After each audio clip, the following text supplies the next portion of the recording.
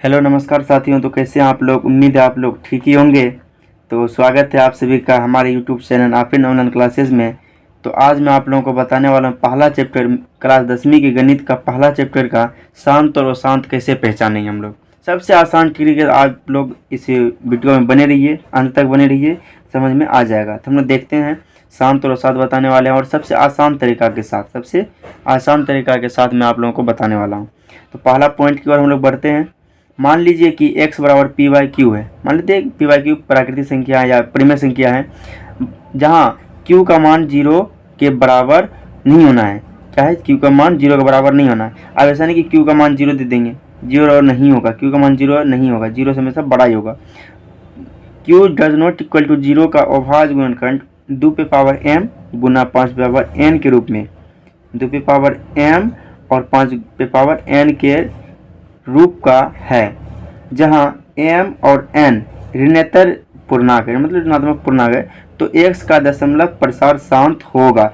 यदि आप लोग एक सवाल पढ़े होंगे घात घातांक में, क्लास 6 या 7 में पढ़े होंगे, तो a पे पावर m गुना a पे पावर n होता है a पे पावर m प्लस n।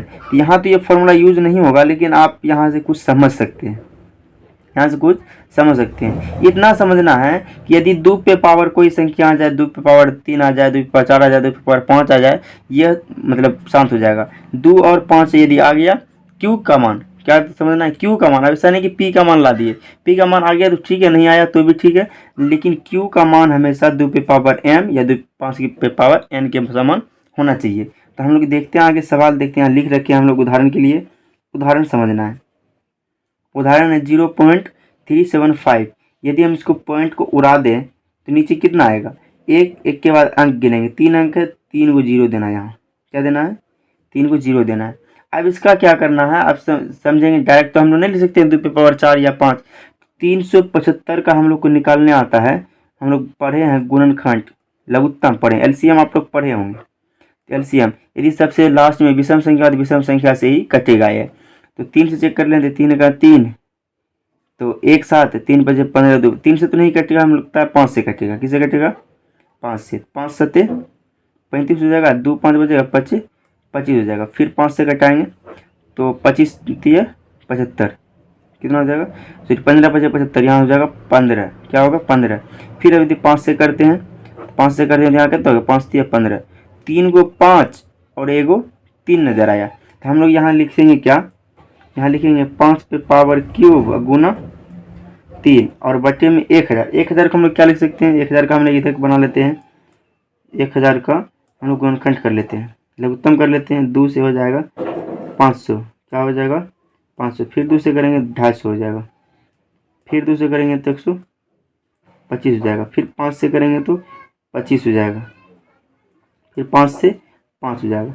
इसका मतलब 2 पे पावर 3 और 5 पे पावर भी 3 आएगा। तो यहाँ हो जाएगा 2 पे पावर 3 और 5 पे पावर भी 3 हो जाएगा। इसका मतलब समझना दोस्तों, 2 पे पावर 3 भी आ गया, 5 पे पावर 3 आ गया। इसका मतलब 2 पे पावर m आ गया या 5 पे पावर n आ गया। तो ये शांत होगा। क्या होगा? ये शांत हो जाएगा, ये शांत आवृत्ति हो जाएगा। इसका यही सही आंसर है।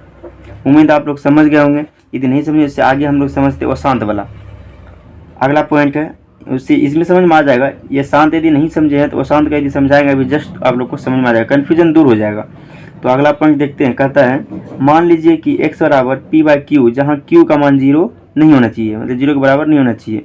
एक ऐसी परिमेय संख्या है कि q का अभाज्य गुणनखंड 2 पे पावर m गुना 5 पे पावर n के रूप का नहीं है, मतलब इसका रूप नहीं है। तो नहीं है तो इसका मतलब अशांत हो जाएगा।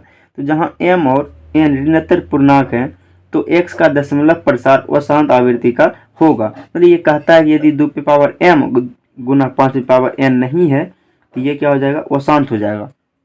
अशांत हो जाएगा। हम लोग देख लेते हैं एक बार, है ना। 64 और 455 लिखा हुआ है, तो हम लोग 64 का पहले एलसीएम कर लेते हैं, क्योंकि डायरेक्ट तो हम लोग पावर नहीं कर सकते हैं, तो एलसीएम ले लेते हैं। एलसीएम 2 से पहले कटाएंगे तो 32 हो जाएगा, फिर 2 से कटाएंगे तो कितना हो जाएगा? 16 आ जाएगा, फिर 2 से 8 हो जाएगा, फिर 2 से करेंगे तो 4, फिर 2 से करेंगे तो 2 हो जाएगा। इसका मतलब 2 पे पावर कितना हो गया? 2 पे पावर 6 हो जाएगा। क्या हो जाएगा? 2 पे पावर 6। तो इसको बराबर कर सकते हैं 2 पे पावर 6 बटे इसको 455 का कर लेते हैं आप, 55 इधर कर लेते हैं।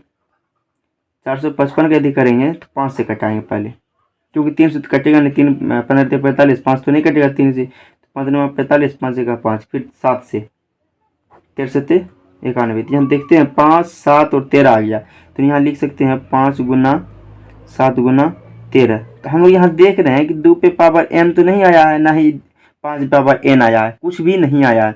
यहाँ ऊपर वाले का मान यदि आ गया तो ठीक है, नहीं आया तो कोई दिक्कत नहीं है। हमको q का मान आना चाहिए। q का मान किस में आना चाहिए? इसमें आना चाहिए 2 पे पावर m और गुना 5 पे पावर n। यदि इस रूप में आ गया तो शांत होगा, यदि इस रूप में नहीं आया तो वह शांत होगा। तो आप लोग देख सकते हैं यहाँ ना तो 2 पे पावर m आया है और ना ही 5 पे पावर n आया है। इसका मतलब ये क्या हो जाएगा? वह शांत आवृत्ति हो जाएगी। क्या हो जाएगा? यह वह शांत आवृत्ति हो जाएगा, यह वह शांत आवृत्ति हो जाएगा। उम्मीद है आप लोग इस सवाल समझ गए होंगे। यदि आप नहीं समझे हैं तो आगे हमको कमेंट में दीजिए, कमेंट आप लोग कीजिए, मैं आप लोगों को फिर दोबारा से ये सब बता दूंगा।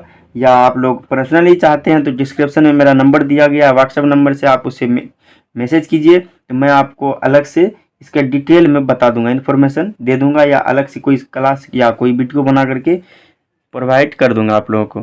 तो उम्मीद है आप लोगों को यह वीडियो बहुत ही अच्छा लगा होगा। यदि अच्छा लगा है तो चैनल को सब्सक्राइब कीजिए और ज़रूर शेयर को ज़रूर कीजिएगा, इस वीडियो को शेयर ज़रूर कीजिएगा। तो चलते हैं, आज के लिए बस इतना ही, फिर मिलेंगे अगले वीडियो में। Thank you, best of luck, मेहनत करते रहिए आप लोग। शांत और अशांत का हम लोग एक और उदाहरण देख लेते हैं।